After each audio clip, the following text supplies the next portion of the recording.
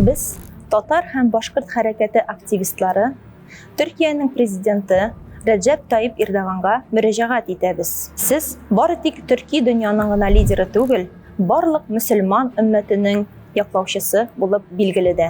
Без, Башкорт һәм Татар хәрәкәте активистлары, сезне Рәсәйдәге мөселманнарның авыр хәленә игътибар итүегезне сорыйбыз. 20 миллионнан артык дин кардәшләребез, алар арасында мигрантлар гына түгел, Кавказ һәм Идел буе төбәкләренең төп халыклары да бар. Даими рәвештә басымга дучар ителә. Төрки халыктан булган хатын-кызлар урамда җәберлекләргә дучар ителә. Ир-егетләр нигезсез экстремизмда гаепләнеп әзерлекләнә. Ислам кануннарын үтәү әзерлекләүгә сәбәп булып тора. Россия дәүләте безнең динебезне тик формаль юла башкаруга гына кайтырып калдырырга тырыша. Берләшмәләрдән дә, айрым мөселманнарның да тормышын тулыгынча контрольдә тотырга интела. Дин әһелләре һәм диндардар артыннан тотыш күзәтү алып барыла. Мәсҗидләр даими тикшерелә һәм тентелә. Яны мәсҗидләр төзүгә каршылык күрһәтелә.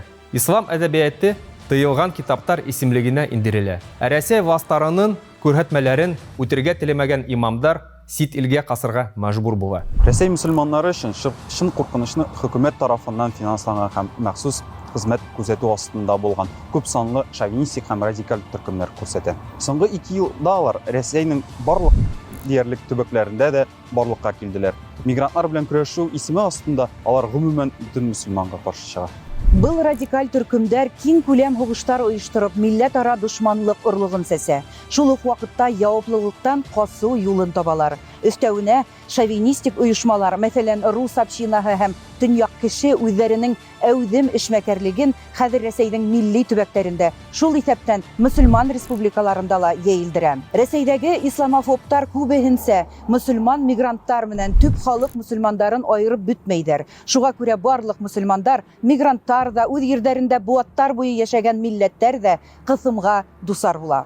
Ялган гаепләүләр буенча Рәсәй төрмәләрендә татар һәм башкорт зыялылары утыра. Бындай әзерлектәүләрдән иң югары нөктәһе баймак эше булды. Бу хәзерге вакытта Рәсәйдә иң зур сәяси процесс. Ләкин бу хакта дәүләт матбугаты ва хатта оппозициявагы матбугат та өндәшмәй. Хәзер уйдырма һәм ялган гаепләүләр буенча 2 башкорт активистына хөкем сыгаралар. Тагы 2 кеше судка тиклем вафат булды.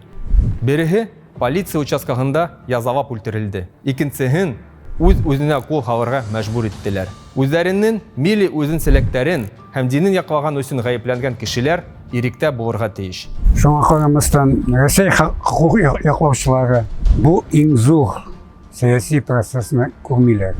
Рәсәй хакимияте, оппозиция, хукук яклаучылар өчен төрки активистлары юк кебек. Аларның шундый юк Рәсәй паспорты булса да. Хөрмәтле президент, шушы кардәшләребезне якларга чакырабыз.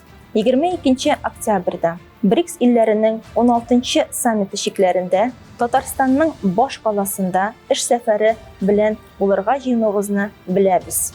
Мәскәү мөселманнарга басым ясаган чакта баймак эшендә катнашучылар әле дә төрмәдә җәфаланган чакта без сезне бу саммитка игътибар итмәүегезне үтенәбез. Баймак эшендә катнашкан һәр кешене азат итү чарасында ирешүегезне сорап калабыз. Шулай ук Төркиядә танылган төрки халыкларының бердәмлеге өчен көрәшче, бүгенге татар милли хәрәкәтенә нигез салучы 73 яшьлек Зиннур Алиев Ахлиуллинның җинаять эшен туктату зарур. Бу кешеләргә Рәсәй төрмәләренә коточкыч узак вакытка ябугына түгел, хатыннарының һәм балаларының язмышларын җимерүгенә түгел, турыдан-туры үтерү куркынычы яный. Без шулай ук намус тоткыннары, татар һәм башкорт активистлары Азат Мифтахов, Айрат Дилмөхәмәтов һәм Рөстәм Фәрәрдиновны азат итүен сорыйбыз. Аларның гаебе җәза бирергә карар кылган вакытта ирек авазы булып калуларында гына. Безнең мөрәҗәгатебез һезнең игътибардан ситтә калмас дип ышанабыз. Без үзебезнең халык потенциалын һәм киләчәгебезне хаклап калырга тиешбез. Шулай ук дөньяның Мәскәү кулында булган якын кардәшләребезнең хәленә игътибар итүен теләйбез.